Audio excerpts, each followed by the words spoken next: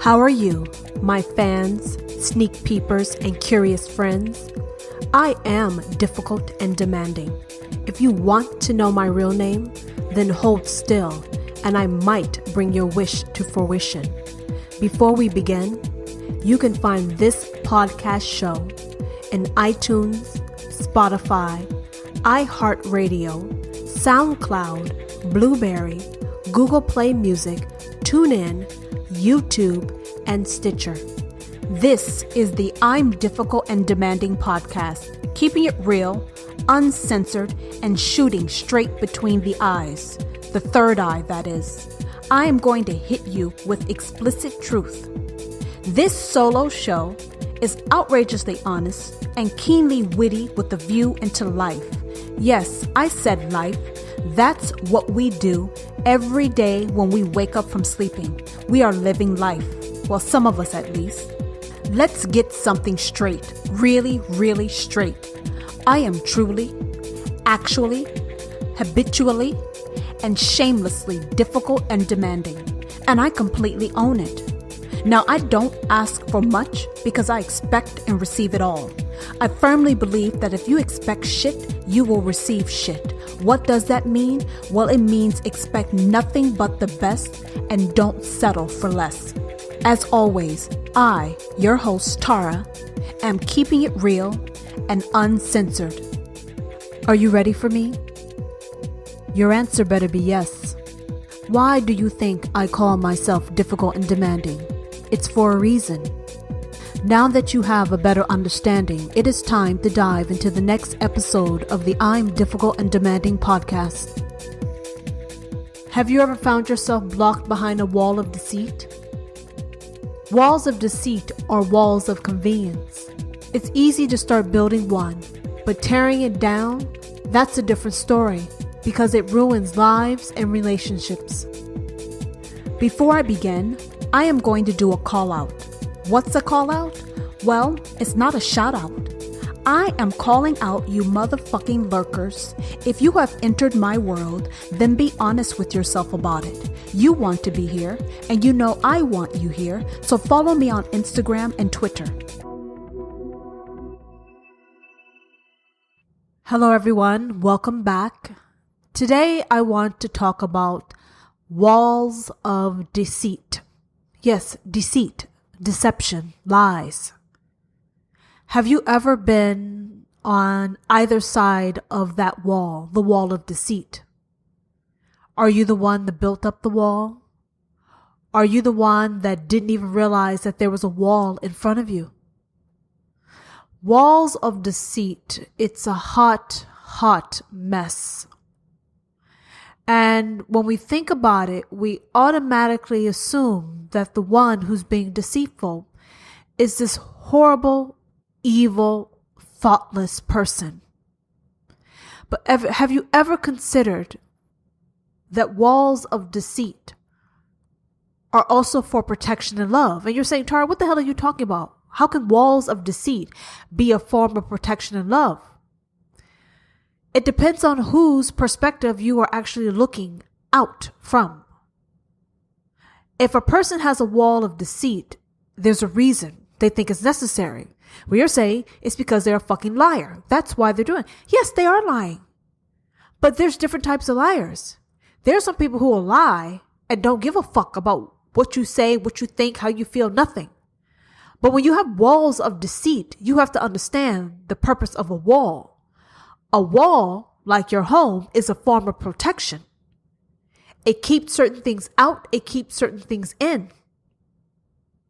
So if a wall of deceit exists in your life, has been built by you or built by someone you know, here's another point of view that you may be unable to actually consider, but I'm going to put that shit out there anyway. If someone has took the time to build a wall of deceit, you may want to think about understanding that they're doing it to protect themselves, one, but also to protect the other person involved. Because not everyone can handle the information that's being given. Have you ever been told something by someone and you wish they never told you that shit? Because it changed your point of view, it changed your relationship about them? You would rather have You would rather have had them not tell you the shit at all than to tell you the information. Well, if you are in situations or relationships in which you wish a person never told you, never showed you some type of piece of information, then that means you are living already with a wall of deceit. Yes, you never thought about it that way. A lot of us like to think that we're so honest, we're so forthright, but we have all these miniature versions of walls of deceit. We pretend to be happy when we're not. We tend to pretend to be in love when we're not. We pretend to orgasm when we have not. All these different things that we do to keep the peace are actually walls of deceit. Because if you actually have a problem, you deal with the fucking problem. If you're actually happy, then you're happy. But some of us have a problem with confrontations. Not a person like me. I thrive off that shit. I don't like to start it, but I'll finish it. But if you have a problem with confrontation, arguments, antagonistic type of behavior, and you rather sweep it under the rug and pretend like things don't exist, then what that tells me is that you are more comfortable than you know with walls of deceit. Now, walls of deceit becomes a bigger issue when two people are in some type of relationship, a committed, bonded, loyal type of relationship. And those types of relationships, we expect to be open and forthright and show ourselves and tell what we think and how we feel. But the funny thing is that when you are actually in these relationships, women don't want to hear what the hell a man has to say, and men ignore what the fuck a woman wants to hear. So if you're not listening to one another, you already have some type of wall being built. You think because one is not cheating on one another, you are what? You're immune to walls of deceit? No, it's bullshit. When you pretend to feel something you don't, when you show something that you know you should not, you are building walls of deceit. But walls of deceit are only relevant and important when it comes to things like alcohol abuse, theft, cheating. Those are some major big things that we lose our motherfucking minds over when it comes to walls of deceit.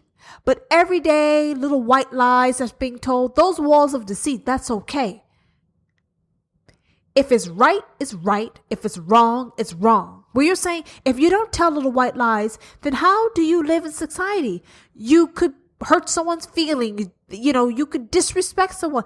How do you live life walking around pussyfooting? That's why you have walls of deceit, because people cannot handle the shit that you need to tell them. People cannot handle your truth. So what do? You show them a version of truth that is more accepting to them. Yes or no? When you show people what they want to see, you tell them what they want to hear, even though it is not your truth. That is a wall of deceit. That is deception. So for those of you who want to sit here and get all high and mighty about walls of deceit and cheating and everything else, you want to look very carefully, closely and carefully at you and your life. Because if you have a hard time with dealing with someone else's truth, you have a hard time with dealing with reality, then what that tells me is you're living behind your own wall of deceit. The only difference is you built the bitch and you have barricaded yourself inside that motherfucker. But when it comes to other people building walls of deceit, we are hypocrites. We have double standards. It's okay for us to build our own wall of deceit. But what is not okay is when someone else builds a wall of deceit to protect themselves and to protect you. What do you think about that? What do you think about that? Because when you think about it, if you've dealt with walls of deceit, then you know that there is a perpetrator and there is a victim.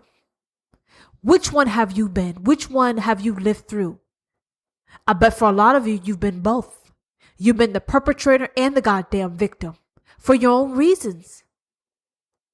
Now you're saying there's no reason good enough to have a wall of deceit. It depends. It depends on the parties involved. It depends on what the fuck you're talking about. But the fact is this.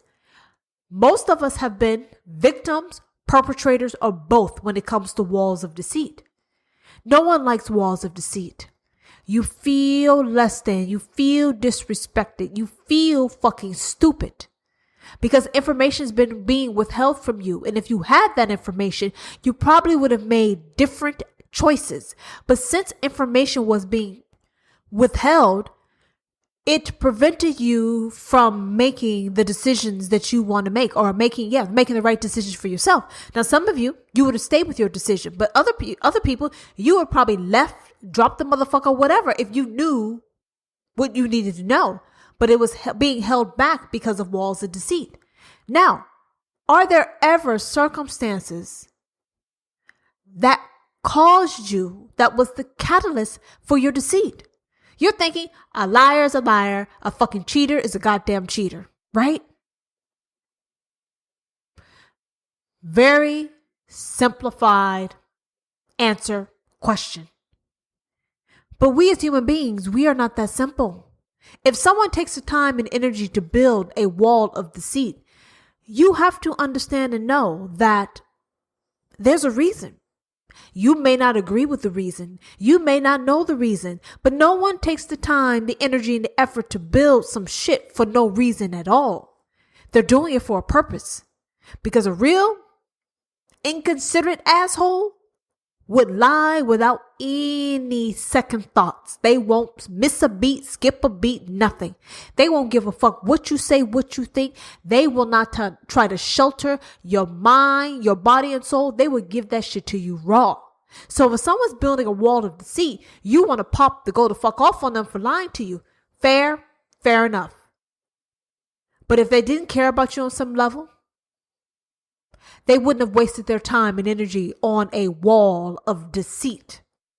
So is it wrong? Yes. Does it hurt? Yes. Is it being done for a reason? Yes. It's one of those reasons to protect your well-being, your mental, emotional well-being. Yes. Is it also to protect the well-being of the other person? Yes. Is it right? Who the fuck knows? Is it wrong? Clearly you do think so. I don't know what to tell you. But I just know human beings, we do shit for a reason. Otherwise, we don't do it at all because we're lazy as motherfucking hell. So walls of deceit. You got to be careful on that because there are things in life that are catalysts, that spark things, that changes things in your life. And you find yourself moving and doing things that you probably wouldn't have done. You probably wouldn't have thought about if circumstances didn't present itself in such a way that you felt you needed a wall of deceit. But walls of deceit are built because people feel it is necessary. Their rationale, I can't tell you about it, but there's always some form of a justification. That part I will guarantee. So let's begin. There was a woman, and this woman she had a new relationship and a rewarding job. But she had a drinking problem. But for the past several years, she was able to keep her drinking under control, managed, which enabled her to excel in life. But here's the thing. When she drinks, things happen. Things that she does not want, things that she does not wish, but things happen. So she decided to go out late one night because she wanted to feel seen, to feel heard. She wanted to be just vibing around people. So what did she do? She went to a bar, a restaurant. And she had a friend there that they were hanging out and drinking too. She wanted some place to belong. But here's the thing. She was madly in love. But she was actually out drinking with someone else, which is not a crime. People are allowed to have friends. You can be in love with someone else and actually go out and go drinking. But drinking is not her issue. Drinking is a catalyst for something else. And since she was out drinking with someone other than her wife, her fiance, she knew that she was putting herself in a precarious situation. Let me tell you why. When she drinks, she cheats. All a person has to do is make a move and she'll go along with it. So we have many complex things here going on. We have someone with some vulnerability, which is with alcohol. And when she drinks alcohol, she will hook up, fuck whoever is with her, whoever hits on her at that point in time. But she's found the most loving, supporting relationship. She's scared because she knows herself. She knows her trigger points, which is alcohol and people making the first move. She knows she'll end up fucking somebody she's not supposed to. So what does she do? What should she do? She has this wonderful relationship where someone does not track her at all. She's doing what she wants to do. She's doing what she needs to do. But she has placed herself in a situation in which there's alcohol around her being served freely. All you got to do is order the shit and pay for it and it will be delivered. Now, when we know our issues, our weaknesses, drinking, cheating, lying, whatever, no one's perfect. Question I want to ask is, why do we put ourselves in situations and positions that weakens our stature, that jeopardizes our peace of mind? We all have our struggles. Some is anger management, others cheating, lying, manipulation. The list goes on and on and on. Every human being, you could be boring as hell. That can also be your issue. But every human being has their good and not so good. Now, for this woman, it just happens to be when she drinks, she cheats, she fucks somebody else. Now, if I were her and I was in a loving, committed relationship, I would avoid circumstances in which I would be more than likely inclined to drink, which would lead me to fuck somebody else. So why do we do it? Why do we flirt with danger? Why do we do it? There's no answer, is it? We constantly put ourselves in circumstances and situations in which we are weakening our footing. We're weakening our stature. You got the love of your life, and you know if you drink, you're going to cheat on her. Why in the hell would you fuck that shit up? Where you're saying, I don't know. You must know. You got to know. You're dealing with you. First of all, you should know why you want to drink, why you need to drink. 2, you need to figure out why you continue to drink. And 3, you need to figure out why drinking causes you to go fuck somebody else when you know you're in a committed relationship. Whatever your weaknesses are, you need to understand the beast that you're working with. If it's anger, there you go. If it's depression, there you go. If it's anxiety, there you go. If it's stealing, there you go. If it's manipulation, there you go. If it's gossiping, there you go. If it's bullying, there you go. The list goes on and on and on. We all have them. Now, what you need to do is understand the motherfucker that you're working with, because that part of you, that dark side of you, is what brings you down, which lowers you, which causes you to be a goddamn voluntary loser. Now, this woman is sitting here pondering whether she should drink or not, knowing that when she drinks, she fucks somebody else. Why are you testing yourself? Why are you testing your resolve? If it was me, I would get the fuck up, shut the fuck up, and go someplace else where they served H2O, which would be water, where I don't have a clear sight of people drinking wine. No, I wouldn't do that. But we like to play with fire. We like to play with danger. We like to put ourselves in situations in which there are complications. Complications. And some of us thrive off of complications. Your life is not worth living if you don't have complications. See, person like me, I like the shit simple. I like it easy. I cut, shuck, chuck, get rid of shit that's complicating my life. I like it easy. I don't want complicated. I don't want drama. If there's going to be some drama, it's going to be my motherfucking drama. It's going to be no one else's drama. I don't deal with the shit. I dead it, which means it's RIP. It's gone. So she's struggling with her demons. She knows if she drinks, she's going to cheat. Everything after taking that first sip, a wall of deceit is being built. Now, depending on what was the catalyst to build this wall of deceit, it could be to protect yourself from knowing you did some fucked up shit.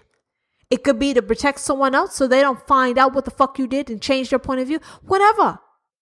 But if you're going to construct a wall of deceit, you need to make sure that shit is worthwhile than simply you trying to use it to hide from your fucking self about your wrongdoings. You need to use deceit as a tool that has a short, medium, and long-term benefit. If you are constructing walls of deceit because one, you can't deal with that dark, ugly part of yourself that causes you to make fucked up choices, and a wall of deceit allows you to have a mirage, a illusion, you're deceiving yourself about some shit, you keep doing that. But how many walls of deceit do you need? And how high does your motherfucking wall of deceit need to be for you to realize it's unnecessary? First, people don't realize we all make mistakes. We're human. We are allowed to. And if we had greater love and respect for ourselves, we would expect that shit to be. We would expect the fact that we make mistakes. But where we fuck up on is not forgiving and not learning. Because when you forgive and you learn, you don't make the same mistakes again. I particularly don't like walls of deceit. I don't like dealing with it. It's too much work. It's too much energy. It's a fucking headache. I'd rather tell you what the fuck I need to say in front of your face, eyeball to eyeball, and say, this is what it is, this is what it was, and this is how it's going to be. Now, what do you want to do and what do you think? Straight on. That's how I deal with it. So, she knew that she was madly in love. She knew she was out drinking with someone else. But in her core being, she knew that if the person she was drinking with made a move, she would go along with it. Now that sounds like to me, you're looking for danger. You're looking for trouble. So at that moment when she had a self-realizing moment, she decided that she had to tell the love of her life that she had an unhealthy relationship with alcohol. She told her fiance, her wife, that if she drank, she would cheat. I guess it would be important not to drink, wouldn't you say? If she drinks, she cheats. If she cheats, her fiance, her wife, will leave her. She said she would be the one that got away. So, question I have for you. You're doing some shit. You've seen some shit. You heard some shit. And you decide a wall of deceit is necessary. A wall of deceit is a lot of work. To build and to maintain, it's a lot of work. Why do we take the time, the energy to build a wall of deceit for some things you really don't give a fuck about? Because if you fucked with it, you gave a fuck about it, you would cherish it, you would take care of it. You wouldn't jeopardize it, you wouldn't risk it, you wouldn't do any of that shit. But since you're gambling with it on some level, that means it's not as valuable to you as you portray it to be. Why do you fuck up a good thing? I told you a wall of deceit is a tool, but in most circumstances, the way it is used is for some weak bitch ass shit that someone cannot discuss, they can't deal with, they can't be honest and forthright, so they lie, they avoid, they sweep under the rug, they act like none of it is ever a problem that exists. You cannot live life pussyfooting around that. You can't live life running from your issues because they will pop up one way or the other. It will get your ass. If you cheat, you know you cheat, then you need to be aware of that shit and try to avoid situations in which you would cheat. Now, if you don't give a fuck about the fact that you're cheating, then you do that too. You don't have to be bothered with it. So she didn't want to be the person she was. So she decided that she was going to stop drinking and not to place herself around any circumstances in which she feels a need to do so. Until she has to do business travel. She's sitting in the airport and everyone is drinking for their own different reasons. They're drinking. She's sitting there with a goddamn club soda. Like, okay, you know you stopped drinking. You know you don't need to be drinking. You know if you drink, you are going to lose that person that's most important to you. You're going to lose them. So why are you sitting in that motherfucking bar, sipping on some fucking club soda like people don't know what's up? Everyone knows that you're sitting there trying to figure out what the fuck you should do. To drink or not to drink? To drink or not to drink? Why is that ever a question? If you said, I need to stop drinking because I'm going to cheat on the love of my life and I'm going to lose that person, why would you be sitting here months later debating, going back and forth, to drink, not to drink, to drink, not to drink? You might as well say, to be dumped, not to be dumped, to be dumped, not to be dumped.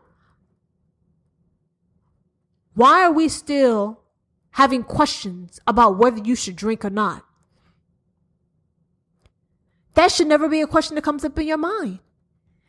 If you're saying that you're done drinking, you're done smoking, you're done lying, you're done cheating, you're done manipulating, then why are you contemplating whether you should start that shit again or completely stop with it? Like, why do we do these tennis matches with us? If you're done, be fucking done. If you're not done, don't say you're goddamn done. Because you're setting yourself up and other people up for hardship. Hardship. Heartache. Because you keep pussyfooting and playing around. You see, when it comes to our demons, you should not fuck with them. You should honor and respect them and get to know them. Because when you try to do fancy shit, because you're lying, you're cheating or whatever, and you have your wall of deceit, something will come and it will rock your world. You can only live with the wall of deceit for so long. It will catch up with you. So either you deal with the shit straight on, head first, immediately, or you keep that wall of deceit and watch what happens and what you have to deal with then. We must not lie. We must be honest, courageous, and forthright. Even if you're contemplating doing some shit you're not supposed to do, and you know the person will never find out, you know that you know. So if you said, I'm done drinking, and then you start drinking again, and then you have this wall of deceit think it's protecting you, the fact is this, the other person may not know, but you know, and you're haunting yourself. You're not free. You'll never be free when you have a wall of deceit because you're barricading yourself in. So if someone can't handle your truth, what you do is you say thank you, but no thank you. And you go find a place, a person that can get you what you need to be the best person that you can be. But stop playing with fire when you don't need to, because that's a dangerous goddamn game. Now she's sitting there trying to think, should I drink? Should I not drink? But she's also thinking about the fact that what she prizes the most, treasures the most about her relationship was that her wife knew and knows everything about her and loved her anyway. I am asking all of you to think very carefully about why you're using a wall of deceit and what the real purpose is. If it's to hide the shit you've done, I'm saying why hide? You did it, you own that shit. Don't run from it, own it. You did it because you want to, you own it. If someone asks you if you did it, say you did it and own that shit too. Own it all. And you won't need a wall of deceit. Now, if someone can respect or accept your truth, then that means that relationship is more than likely going to be over. But you need to know yourself and realize what you value, what you hold in the highest regard, and what you devalue and you don't hold in the highest regard. And then you make choices and movements based upon that. So she said if she were to drink, that would be the first of many. It would also be the first brick in a wall between her wife and herself. And she did not want to start building a wall of deceit. So she decided not to drink and not to escape from life, not to live in the past, but live in the present. Not live in the past, not live in the future, but to live in the present. Can you live in the present? A lot of you like to live in the past, and a lot of you like to focus on fucking tomorrow and ignore today. You have to live for now. You have to understand yourself now. Don't build a wall of deceit unless it is something that cures world hunger. It cures goddamn diseases. Otherwise, try to live your life with greater honesty, clarity, purpose. And if the people you're with can't accept that shit, then guess what? That is their problem, not yours.